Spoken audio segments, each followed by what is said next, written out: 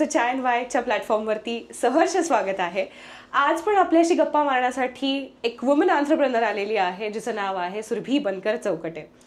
आज आपल्याला तिच्याकडनं जाणून घ्यायचं आहे की तिचा आतापर्यंतचा प्रवास कसा होता, तिने हा फॅशन ब्रँड सुरू का केला, किंवा आता ती सध्या काय करतेय, शुभ्राज फॅशनला पुढच्या 5 वर्षात कुठे बघतेय.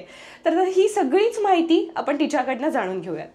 हॅलो सुरभी. नमस्कार. हॅलो. येस. सो तू शुभ्राज फॅशन कसं सुरू केलं, किंवा तुला काय थॉट आला की तुला असं वाटलं की मी फॅशन ब्रँडमध्ये यायला पाहिजे किंवा मी हे काम केलं पाहिजे? येस. तर ॲक्च्युली शुभ्राज फॅशन हे जे आहे ब्रँड आमचं, ते खरं तर कोविडमध्ये मला चान्स मिळाला. कोविडमध्ये खूप साऱ्या गोष्टी झाल्या, खूप साऱ्या लोकांनी फेस केलेल्या आहेत प्रॉब्लेम्स. बरोबर. बट शुभ्राज फॅशन तेव्हा खरं तर स्टार्ट झालं आणि ग्रो झालं. शुभ्राज फॅशन हे नाव कसं, तर लाईक शुभांगी अँड सुरभीचं कॉम्बिनेशन आहे. शुभांगी म्हणजे माझी भाऊजाई आहे, ठीक आहे, वहिनी. तर आमचं नातं हे अगदी असं फ्रेंड्स असल्यासारखं आहे. तर मग आम्ही दोघींनी हे ऍक्च्युली सुरुवात केलेली जी कोविडमध्ये केली. तर मग तिथून ऍक्च्युली प्रवास सुरू झाला आहे. ओके. पण तुला असं कधी वाटलं की तू फॅशन ब्रँडमध्ये आलं पाहिजे? म्हणजे तुझं एज्युकेशनल बॅकग्राऊंड जे आहे तर ते वेगळं आहे, आणि त्याच्यानंतर तुला कसा विचार आला? येस. तर बाय प्रोफेशन मी इंजिनियर आहे आणि मी जॉब करत करत ह्या सगळ्या गोष्टी 5 वर्ष मी जॉब केलेला आहे. आणि ऍक्च्युली कोविडमध्ये खूप सारे लोक असे फेस करत होते प्रॉब्लेम, आणि सोसायटीज म्हणा किंवा ऑनलाईन बिझनेसला तेव्हा खूप असं वाव होता की लोक युट्यूबला चॅनल्स बनवायचे किंवा नवीन नवीन कंटेंट टाकायचं.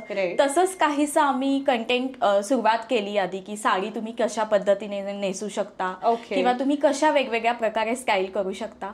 मग असा विचार आला की का नाही आपण बिझनेस सुरू करावा, जर एवढे लाईक्स कमेंट किंवा छान ऍप्रिसिएशन होत होतं. तर मग असंच आम्ही ऑनलाईन, खरं तर तसं म्हणशील तर अगदी 5,000 रुपयापासूनच आम्ही स्टार्ट केलाय बिझनेस, सुरुवात केलाय. तर जो 5,000 मध्ये एक असाच आम्ही स्टॉक बनवला, जो कॉटनचे सिंपल कुर्ती पॅन्ट सेट होते. आणि मला तेव्हा इतका छान रिस्पॉन्स मिळाला. मग ऑनलाईन ऑर्डर्स सुरू झाल्या. तर मग मी जॉब करत करत ह्या सगळ्या गोष्टी करत होते. सॅटर्डे संडे ला व्हिडिओ पोस्ट करणं आणि ऑनलाईन बिझनेस असं सुरू झालं. ओके. पण तू आता म्हणजे तू बिझनेसमध्ये कसं बिझनेसवरती फोकस करते? म्हणजे ह्या सगळ्या गोष्टी, हे सगळे प्रोडक्ट्स कसे शोकेस करते? म्हणजे तुझा मेन बिझनेसचा सोर्स काय आहे? तुला तुझा बिझनेस कुठून मुख्यतः मिळतो? येस. तर तसं म्हणशील तर कोविडमध्ये मी ऑनलाईन खूप सारा सेल केला. त्याच्यानंतर आम्ही वेबसाईट क्रिएट केली आणि इंस्टाग्राम, फेसबुक वरती जे ग्रुप्स आहेत त्याच्यावरती मी पोस्ट करायचे. मग त्या पोस्टमुळेच मला खरं तर भार्गवी चिरमुले, मराठी ऍक्ट्रेस, कनेक्ट झाल्या. त्यांना माझं कलेक्शन इतकं आवडलं. जो माझा hot seller chicken curry dress होता, जवळजवळ आम्ही त्याच्यामध्ये 5,000+ पीसेस सोल्ड आउट केलेले आहेत. तर मग तो ड्रेस त्यांना इतका आवडला, तर मग त्यांनी मला तिथून कॉन्टॅक्ट केला, इंस्टाग्रामवरती DM केलं.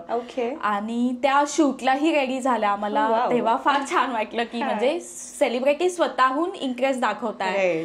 मग अशी ही सुरुवात. येस, म्हणजे तेच ना, की सेलिब्रिटीनी स्वतःहून इंटरेस्ट दाखवल्यानंतर आपल्याला अप्रिसिएशन मिळाल्यासारखं होतं की जे आपण करतोय काम हे चांगलं करतोय, किंवा आपले जे प्रोडक्ट्स आहेत हे खूप चांगले आहेत. तर तू काय काय म्हणजे तुझा ह्याच्यामध्ये, म्हणजे तुझ्या ब्रँड म्हणून तू कुठल्या गोष्टींवरती फोकस करते किंवा कुठल्या गोष्टी सेल करते? येस. तसं म्हणशील तर मी लाईक 1 पीसेस जे आहेत, लॉंग जे अँकल लेंथ पर्यंत 1 पीसेस असतात, जे कॅरी करायला इझी असतात, अशा टाईपचे 1 पीसेस आहेत. ऑफिस वेअरसाठी कॉर्सेट आहे, जे कॉटन मध्ये मी बनवते आहे सध्या, जेणेकरून कम्फर्टेबल फील होईल. अशा टाईपमध्ये कॉर्सेट आहेत, शॉर्ट 1 पीसेस आहेत. तर असं ट्रेंडिंग कलेक्शन खूप असतं माझ्याकडे, जे पीसेस अगदी 5,000 6,000 पीसेस ऑलमोस्ट सोल्ड आउट होत आहेत सध्या. So yes. त्याच्यानंतर तू मला सांग, म्हणजे हे सगळं कलेक्शन तुझं इन हाऊस कलेक्शन आहे का, कसं काय करतेस? सी, इन हाऊस कलेक्शन फक्त कॉटन मध्ये आहे माझं. बाकी सगळं जे आहे ट्रेंडिंग कलेक्शन ते रेडीमेड आहे. ते वेगवेगळ्या ठिकाणाहून येतं. लाईक चिकन करी म्हणशील तर हे लखनवीचं स्पेशल कलेक्शन आहे जे लखनौवरनं येतं. ओके. सो अशा प्रकारचे ड्रेसेस असतात. ओके. मग तू आता तुझा जो सगळा बिझनेस आहे हा फक्त पुण्यापुरता मर्यादित आहे का कसं काय? अर्थातच नाही. मी नाशकात खूप सारे एक्झिबिशन केले आहे. त्याच्यानंतर आपलं आत्ताचं एक्झिबिशन बेंगलोरचं ते पण खूप छान हिट झालेलं आहे. ओके. तर आता सध्याला मी ऑल ओव्हर करते आहे. महाराष्ट्रामध्ये ऑल ओव्हर प्लस बेंगलोर झालेला आहे. तर चालू आहे एक्झिबिशन्स माझे चालू आहेत. आणि बाय प्रोफेशन मी IT मध्ये होते पण समहाऊ नाईट शिफ्ट करत करत हे सगळं मी करत असते. ते म्हणतात ना की इच्छाशक्ती तुम्हाला पाहिजे की तुमच्या ब्रँडसाठी तुम्ही कसं काम करता. तर ती माझ्याकडे होती की नाही म्हणजे मी नाईट शिफ्ट करूनही हे करू शकते. आणि तसं म्हणशील तर आई बाबांचा याच्यासाठी विरोध होता की ते पण स्वतः बिझनेस मध्ये आहेत. तर त्यांना असं होतं की तू एक जॉब करशील छान म्हणजे की IT मध्ये आहेस तर तू हे सगळ्या गोष्टी नको करू. अरे हे तू काय करतेस असं हे सगळ्याच आई बाबांचं असतं की स्टेबिलिटी पाहिजे. म्हणजे आपल्या कडच्या म्हणजे पुण्यात महाराष्ट्रात मराठी लोकांना बिझनेसमध्ये बऱ्याच लोकांना भीती असते. आणि आई वडील म्हटलं की तर हे असतंच की रेग्युलर इन्कम पाहिजे, फिक्स्ड इन्कम पाहिजे आहे, बिझनेस नको करू फक्त काम कर म्हणजे जेणेकरून तुझं आयुष्य सोपं होईल.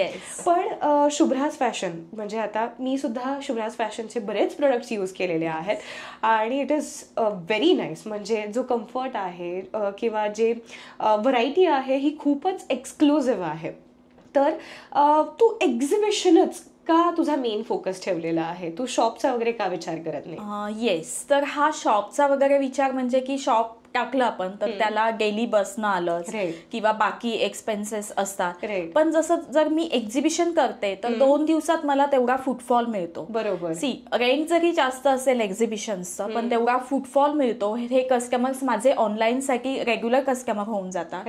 आणि मग आपण ते घर बसल्या स्टुडिओ मधून आपण ऑनलाईन सगळे प्रोडक्ट दाखवून इझिली शोकेस करू शकतो. आता तरी मला सध्या होत आहेत एक्झिबिशन्स तर मी कंटिन्यू एक्झिबिशन्स करतेय and I am happy with that. Okay, great. So तू वुमेन्सला काय मेसेज देशील? म्हणजे बघ आता तू कामही करत होती त्याच्यानंतर काम करता करता तू तुझा बिझनेस सुरू केला तर महिलांनी काय करावं? म्हणजे बऱ्याच महिलांना आता स्वतःचा बिझनेस सुरू करायचा ते विचार करतायत पण कशात करावा, काय करावा किंवा कामातनं वेळ कसा काढावा? हल्ली लोकांना एक्स्ट्रा इन्कम पाहिजे आहे. तर तुझ्याकडनं तू काय मेसेज देशील? येस. जसं तू म्हटलीस की एक्स्ट्रा इन्कम हवाय तसाच थॉट माझ्या मनामध्ये आला होता ज्यावेळेस मी जॉब करत की बाबा काहीतरी हवंय आपल्याला एक्स्ट्रा की बाबा आपल्या ज्या लाईफस्टाईल्स मध्ये आपण राहतो आहोत तर त्यासाठी एक्स्ट्रा इन्कम हवाच. तर मी महिलांना सांगेल की जर बिझनेस करायचा आहे तर म्हणजे जी एक प्रकारचं की बाबा मी हे कसं करू याची लाज एक तर पूर्णपणे सोडून द्यावी लागेल. की बिझनेस करायचा म्हटल्यानंतर बॅग्स उचलणं आलं किंवा ह्या बेसिक गोष्टी ज्या असतात त्या सुद्धा म्हणजे कधी कधी हेल्पर नसतो किंवा काही असतं. सो ह्या सगळ्या गोष्टी सोडून तुम्ही पूर्णपणे फोकस करा बिझनेसवरती. आणि लोकांना आजकाल काय आवडतंय, काय ट्रेंडिंग आहे तसं कलेक्शन तुम्ही लॉन्च करा. सो म्हणजे ते कलेक्शन आजकाल खूप बिझनेस आहेत क्लोदिंग मध्ये पण मग ते कलेक्शन खूप सारं राहतं मग ते सेल नाही होत असं नकोय. तुम्ही बेसिक इन्व्हेस्टमेंट पासून की बाबा लोकांना आजकाल काय आवडतंय आणि ते कसं कम्फर्ट आणि आजकाल लोकांना अशा कॅची गोष्टी हव्या म्हणजे ओल्ड असं काही नको. तर मग तेवढं स्पेसिफिक तुम्ही फोकस करून तुमचा बिझनेस निवडा आणि एकच गोल ठेवा की जर तुम्ही ड्रेसेस साडी जे काही सेल करताय किंवा तर गोल ठेवा आणि कुठल्याही प्रकारची लाज न बाळगता आपलाच बिझनेस कसा उंच नेता येईल यावरती फोकस करा. आणि सगळी कामं आपण नाही करू शकत. अगदी बरोबर. हे आहे की म्हणजे मला खूप साऱ्या म्हणजे माझ्याच मैत्रिणी म्हणतात की अगं तुला सपोर्टला खूप साऱ्या आहेत. येस, फॅमिली बॅकग्राऊंड मधून तर मला सपोर्ट आहेच आहे. माझ्या सासरकडच्या लोकांचा खूप सारा सपोर्ट आहे. तर मी सांगेल की येस व्हिडिओज बनवणं ह्याच्यासाठी लागतं की बाबा तुम्ही म्हणता मॉडेल लागते मग तुझ्याकडे हे सगळ्या गोष्टी आहेत पण डोंट वरी ते आपल्याला सपोर्ट नेहमीच मिळेल असं नाहीये. सो तुम्ही त्याच्यासाठी डिस्ट्रीब्यूट करा काम, डिजिटल मार्केटिंगसाठी तुम्ही हायर करा. आणि त्यानुसार मी सांगेल की तुम्ही तुमचं कलेक्शन शोकेस करत राहा. इंस्टाग्राम आणि फेसबुक वरती ऍक्टिव्ह असणं फार महत्वाचं आहे. जिथेच तुम्हाला जरी पोस्ट करायचं नसेल तरी पोस्ट करावं लागणार आहे, हा मी माइंडसेट ठेवते की बाबा नाही, डेली आपलं कलेक्शन दिसलंच पाहिजे. तर हे सगळं तुम्हाला बाजूला ठेवून बिझनेस वरती फोकस करता येईल. आणि घरातली कामं असेल तर तुम्ही डिस्ट्रीब्यूट करा आणि ह्या सगळ्या गोष्टी करत तुम्ही करू शकता. येस. सो सुरभी, म्हणजे हे तर अगदी बरोबर आहे की तुम्ही सगळीच कामं स्वतः करू शकत नाही. तुम्ही जर ती काय म्हणू शकतो की डिस्ट्रीब्यूट केली, डेलिगेट केली, तरच तुम्ही तुमचा बिझनेस करू शकाल आणि तो बिझनेस ग्रोही करू शकाल. आता शुभ्राज फॅशन इतके वर्ष मार्केटमध्ये ऍक्टिव्ह आहे, बऱ्याच कस्टमर्सला तू सर्व्ह केलेला आहे, तर तू क्वालिटी आणि सर्व्हिस कशी मेंटेन केलेली आहेस? येस, क्वालिटी आणि सर्व्हिस म्हणशील तर आता जे कलेक्शन आपलं बाहेरून येतं इन हाऊस तर मी गॅरंटी देऊ शकते, पण जे कलेक्शन आपलं बाहेरून येतं तर ते कलेक्शनला आपल्याला कुठल्याही प्रकारची अश्युरिटी ते देत नाही की कलर किंवा हे. सो आजकाल माणसाचीच गॅरंटी नाही राहिली आहे, तर कपड्यांची सुद्धा आपण काय गॅरंटी देऊ शकतो. सो बेसिकली ज्या गोष्टी मला माहिती आहेत की 100% याची गॅरंटी आहे, हे मी कस्टमरला शुअरली सांगते की बाबा हे असं असं आहे. आणि जर तुम्हाला कमी रेंजमध्ये कपडे हवेत तर त्याची गॅरंटी नाही मिळत, हेही मी स्पष्ट क्लिअरिटी कस्टमरशी ठेवते. असेही कस्टमर असतात की त्यांना वन टाइम साठी युज करायचा असतो ड्रेस, की मला फक्त आउटिंगला जायचंय, परत तो तसाच राहणार आहे. अशा टाईपचेही डिझायनर ड्रेस आपण देतो. तर मग असंही आहे की फक्त क्वालिटीसाठी म्हणशील तर मी श्युअरिटी ज्या गोष्टींची देऊ शकते त्या गोष्टींना देते. आणि सर्व्हिस म्हणशील तर कुरिअरचं जर तुम्ही आज ऑर्डर तुमची डिस्पॅच म्हणजे कन्फर्म करताय तर आपले कुरिअर जे आहेत ते लगेच दुसऱ्या दिवशी निघतात आणि अगदी डे 1 मध्ये त्यांना मिळून जातात. आणि येस, ऑल ओव्हर गुगलचे रिव्ह्यूज आणि ह्या गोष्टी तर आहेतच. ओके. सो म्हणजे तेच की तुझा कस्टमर सॅटिस्फॅक्शनचा जो रेशो आहे तो खूपच चांगला आहे. तू क्लायंटची खूप चांगलं डील करतेस किंवा क्लायंट रिलेशन मेंटेन करणं ह्या सर्व्हिसमध्ये खूपच इम्पॉर्टंट आहे. सो जे तू अगदी एक्सिलेंटली करते त्याच्याचमुळे तर तुझा बिझनेस एवढा ग्रो झालेला आहे.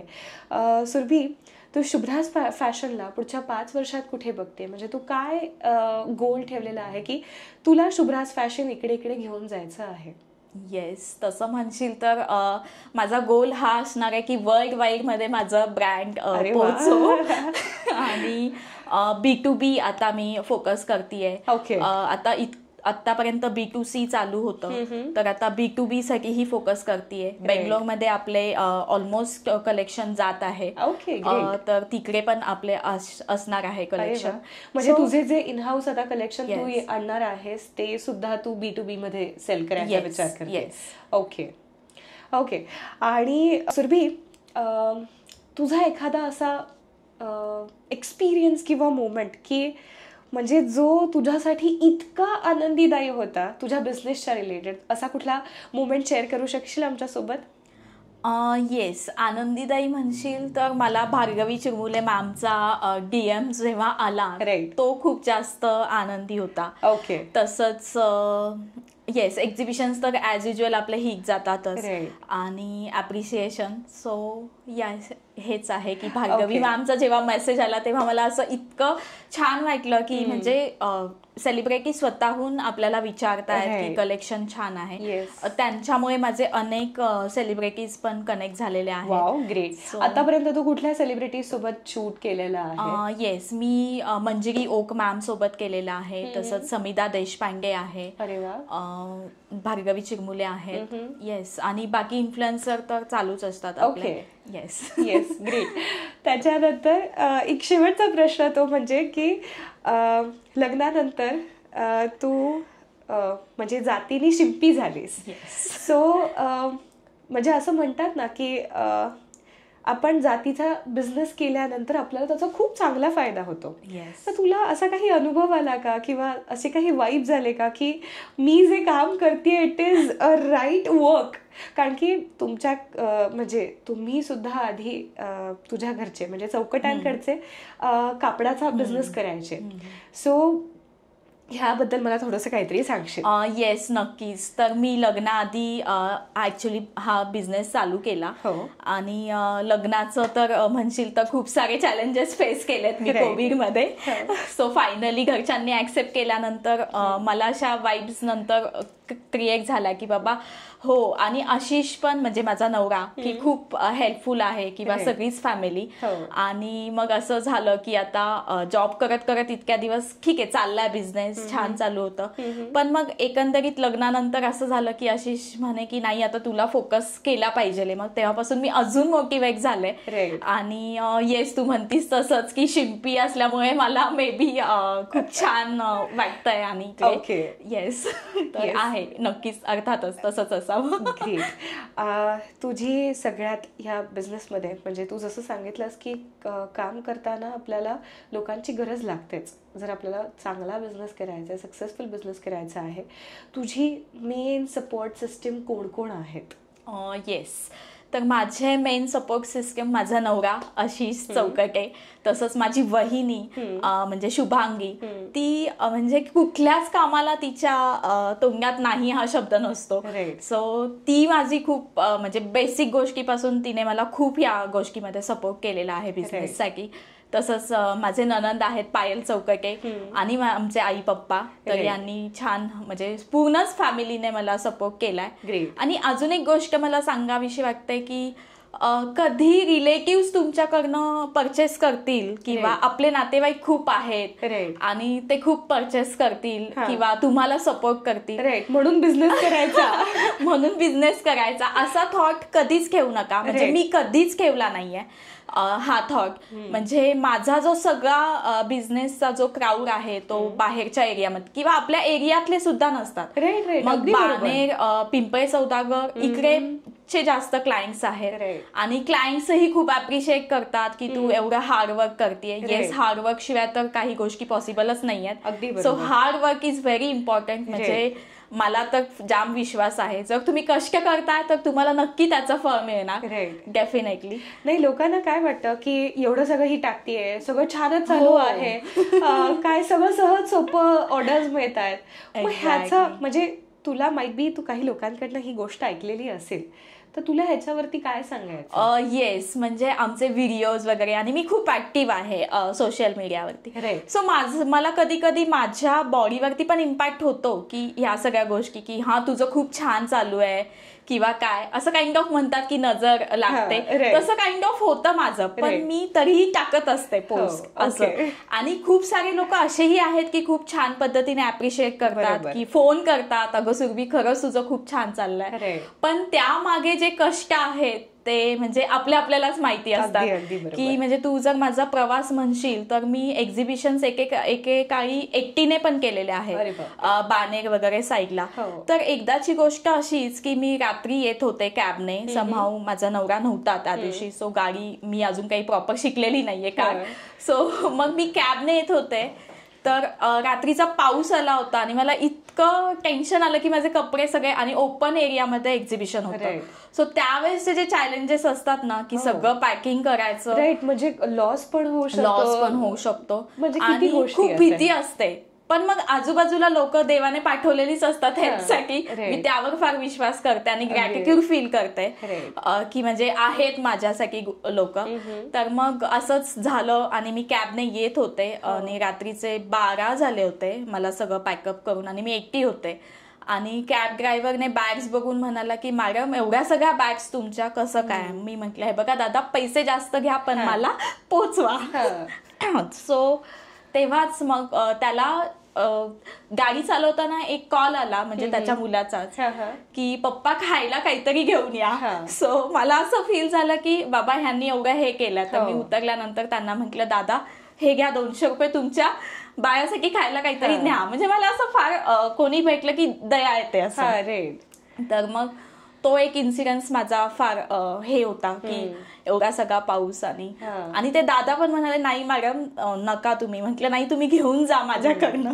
म्हणजे तुम्ही ग्रॅटिट्यूड फील करा मिळणाऱ्या गोष्टींचं. डेफिनेटली स्वामी तुमच्या सोबत आहेत. येस. सो हे आहेच आहे, म्हणजे आपण चांगलं केलं तर आपल्याला चांगलंच आउटपुट मिळणार आहे. सो सुरभी, आज तुझ्याशी गप्पा मारून मला खूप छान वाटलं आणि आपले जे प्रेक्षक आहेत त्यांना सुद्धा तुझं बोलणं ऐकून छानच वाटणार आहे. ज्या महिला हे व्हिडिओज बघणार आहेत त्यांना सुद्धा खूप इन्स्पायरिंग वाटणार आहे आणि आम्ही अपेक्षा करतो की नक्कीच काही महिला तुला अप्रोच करतील ज्यांच्या डोक्यात विचार आहे पुढे जाऊन काहीतरी करायचा. So thank you so much. Thank you so much मला इन्व्हाइट केल्याबद्दल. Thank you. So thank you so much everyone. आजचा पॉडकास्ट आपला इथे संपलेला आहे. 712 मीटिंग कॅफेला सुद्धा thank you as a venue partner. So thank you everyone. परत भेटूयात चहाच्या घोटासोबत. थँक्यू.